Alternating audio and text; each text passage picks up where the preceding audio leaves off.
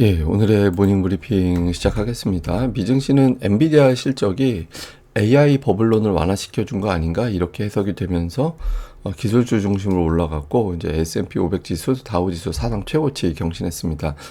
그리고 이제 미국의 2분기 GDP가 예상치보다 잘 나왔거든요. 그래서 미국의 경제도 괜찮네 이렇게 나온 점도 역시 지수 상승에 일조를 했다 이렇게 보면 될 것 같고요.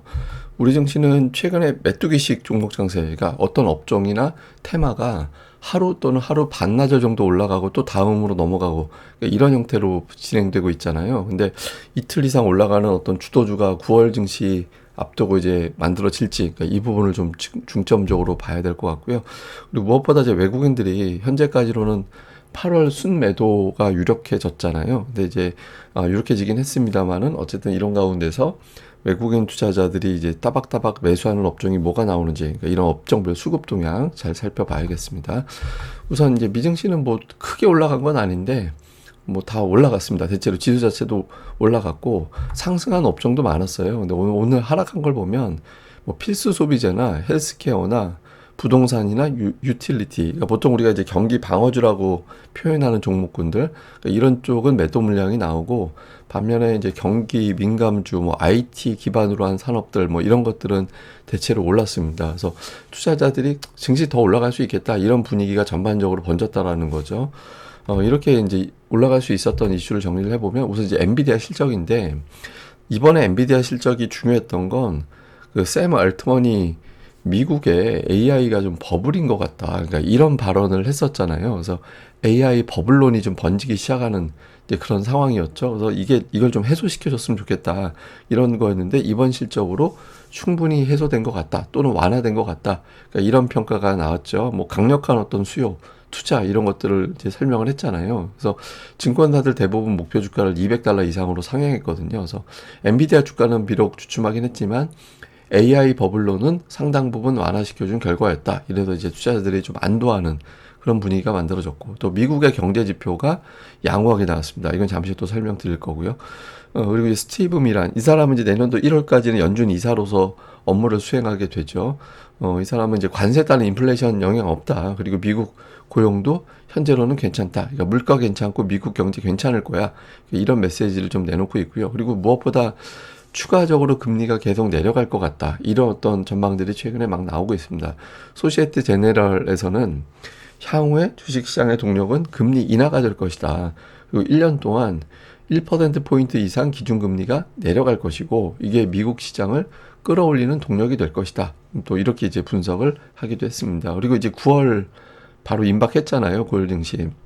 그 LPL 파이낸셜에서는 어떤 이야기를 하냐면 200일선 위에서 9월장에 진입을 하면 9월에 평균 1.3%가 올랐다라는 거예요. 근데 반면에 200일선 아래에서 이제 9월이 시작되면 평균 4% 정도 빠졌다. 근데 이번에 이제 200일선 위에서 9월에 진입한 거라 상승 확률이 상당히 높지 않을까? 그래서 이제 그러면 투자자들은 주식을 팔기보다는 들고 있는 상태에서 또는 매수해서 넘어가는 게 유리하다라는 거잖아요. 그래서 이런 어떤 통계들도 제시가 됐습니다. 그리고 이제 문제가 최근에 이제 트럼프가 리사쿡 해임하고 나서 논란이 커지고 있죠. 그러니까 리사쿡이 바로 이제 법적 대응에 돌입을 했고, 그 논리로는 뭐냐면 이거 자기가 유죄 판결은 물론이고 기소도 안 된 사안이다.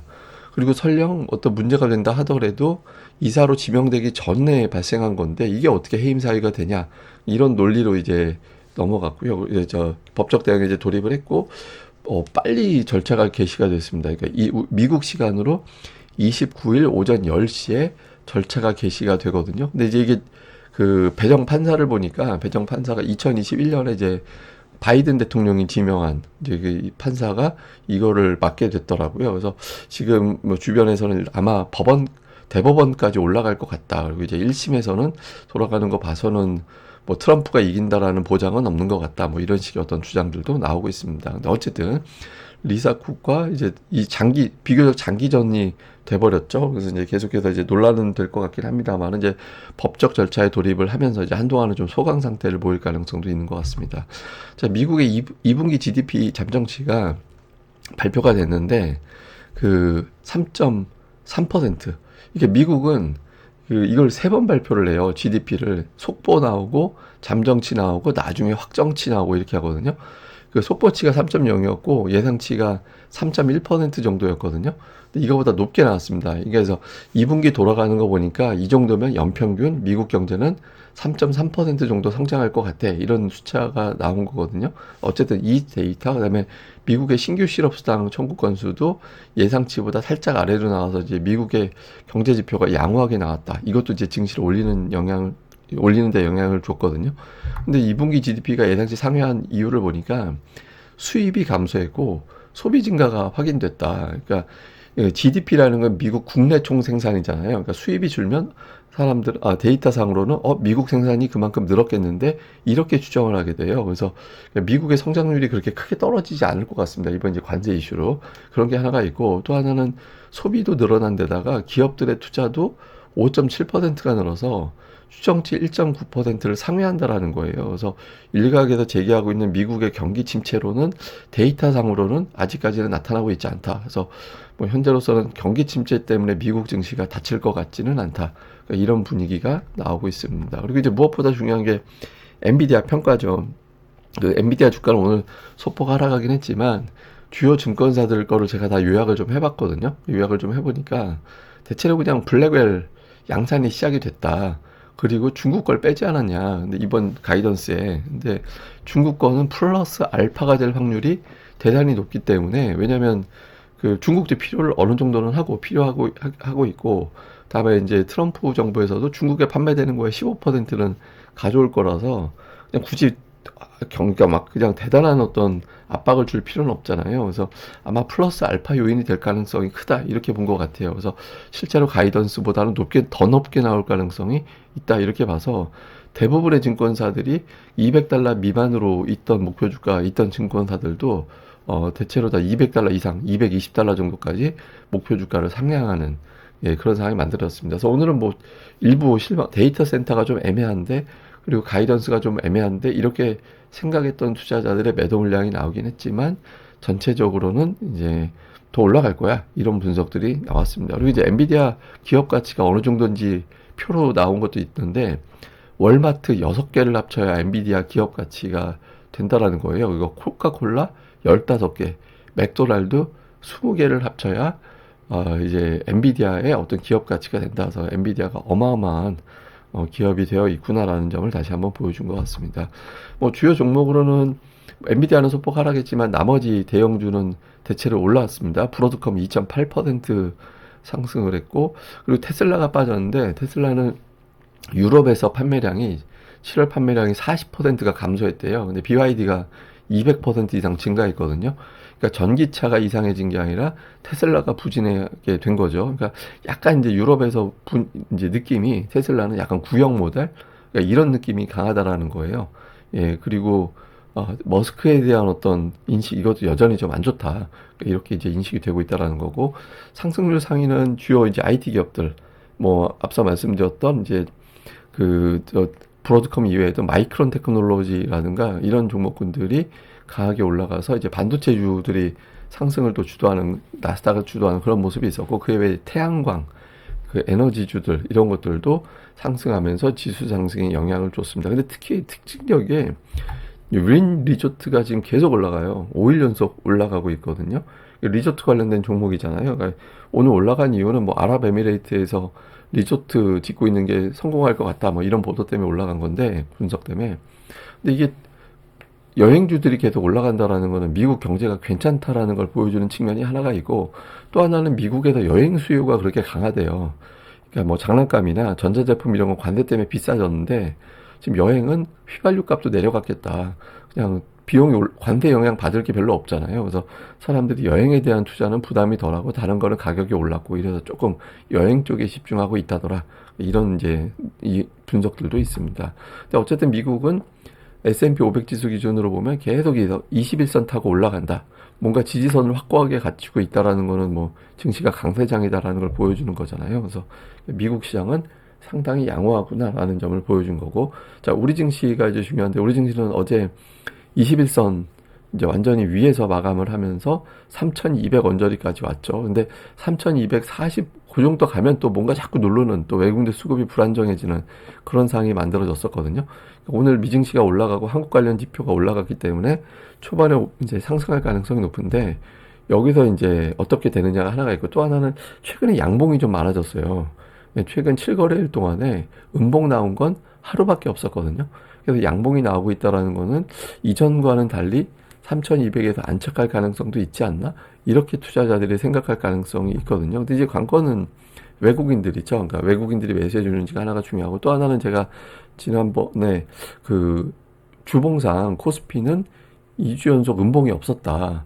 근데 이제 제가 이거 말씀드릴 때 현재 음봉 상태인데, 이번 주 이 패턴이 유지가 되느냐 깨지느냐도 되게 중요하다. 왜냐하면 패턴이 깨지게 되면 의심하는 투자자들의 매도가 나올 수 있기 때문에. 근데 이제 오늘 플러스 마감할 확률이 높다라고 보면 이제 2주 연속 음봉 없는, 이게 왜 중요하냐면, 지금 저도 그렇고 이제 일단 어떤 생각을 하고 있냐면, 큰 상승 이후에 이제 박스권 가면서 매물 소화하는 걸로 일단 이해하고 있거든요.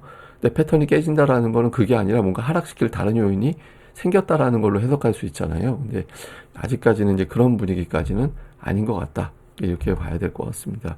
근데 여기서 이제 삼성전자가 좀 애매해요.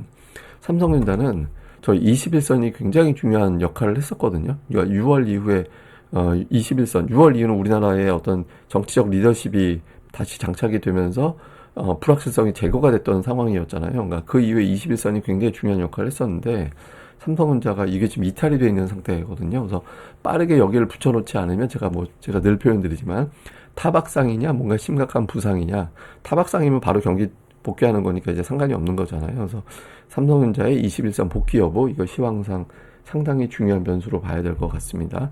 근데 어쨌든 저는 삼성전자의 부진은 어제 그냥 약간 파생시장 장난 때문인 것 같아요. 그러니까 어제도 말씀드렸지만, 삼성전자가 7.2포인트 지수 빼버리는데 하이닉스가 7.5포인트 올려놨다. 이게 두 개로 퉁 쳐졌잖아요. 그래서 삼성전자의 어제 하락은 아마도 특별한 어떤 재료보다는 시소 게임, 그리고 이제 파생시장에서의 지수 관리용, 이런 걸로 영향을 준 걸로 보여져서 심각한 건 아닌 것 같은데, 그래도 모르니까 좀 확인을 해봐야 될 것 같고요. 다음에 이제 코스닥 시장은 800에서 빠지긴 했지만 21선은 지켜냈죠. 21선 지켜냈는데, 또 하나 중요한 게 뭐냐면, 어제 실제로는 빠진 건 아니었어요. 그러니까 대형주가 어제 1% 가까이 빠졌었거든요. 근데 중성주 지수는 어제 플러스가 났잖아요.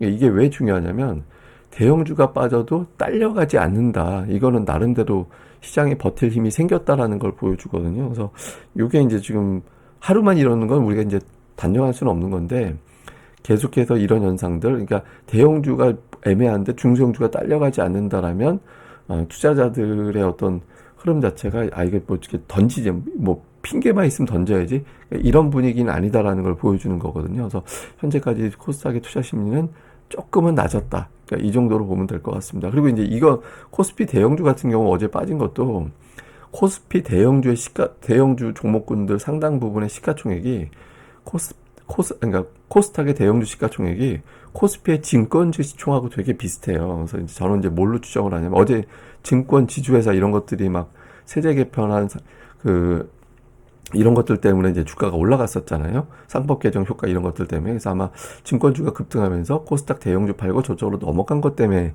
빠진 거지, 어제 코스닥에 이렇게 문제가 된 것 같지는 않다, 이렇게 추정을 합니다. 그래서 일단 뭐 시장은 이렇게 분위기는 나쁘지 않을 것 같은데, 이제 연속성, 그리고 주도주와 주포가 없어갖고 안도할 수는 없죠. 그냥 박스권은 버틸 수 있겠다, 최소 그 정도로는 보면 될 것 같습니다. 일단 이제 단타성 장세, 그러니까 막 로봇주가 엄청나게 올라가는 것 같더니 바로 쉬고, 그다음에 마스크와 관련해서 조선주가 막 움직이는 것 같더니 또 쉬고, 그러더니 어제는 또 증권주하고 지주사가 올라가고, 이렇게 막 메뚜기 장세 만들어지고 있는데, 일단 9월 장세가 시작되면서 주도주가 나올 거냐, 그렇게 되기 위해서는 뭔가 꾸준한 매수 주포가 필요하거든요. 그러니까 외국인과 연기금이 매수 주체로, 특히 외국인 투자자들이 확실하게 주도주가 되느냐, 이게 되게 중요하고요. 그 다음에 이제 삼성전자, SK 하이닉스, 이게 두 개가 시소 타고 있고, 코스닥과 코스피 중형주, 그러니까 이제 코스피 중형주 한마디로 증권주 생각하시면 돼요. 그러니까 또 증권주 또는 건설주 이런 것들, 이게 또 시소 관계에 있거든요. 그래서 이렇게 시소 관계보다, 그러니까 시소는 올라가면 한쪽이 빠진다는 의미니까, 그게 아니라 하나 올라가면 하나는 쉬는 정도, 그러니까 이런 구도가 나와야 되거든요. 그래서 그런 구도가 아니라면 그냥 박스권 가겠다는 의미예요. 그래서 어떻게 이제 시장이 되는지, 그 다음에 메뚜기 장사 말고 3일 정도 연속적으로 올라가는 종목이 등판하느냐, 그러니까 이런 부분들도 주목해서 살펴봐야 될 것 같습니다.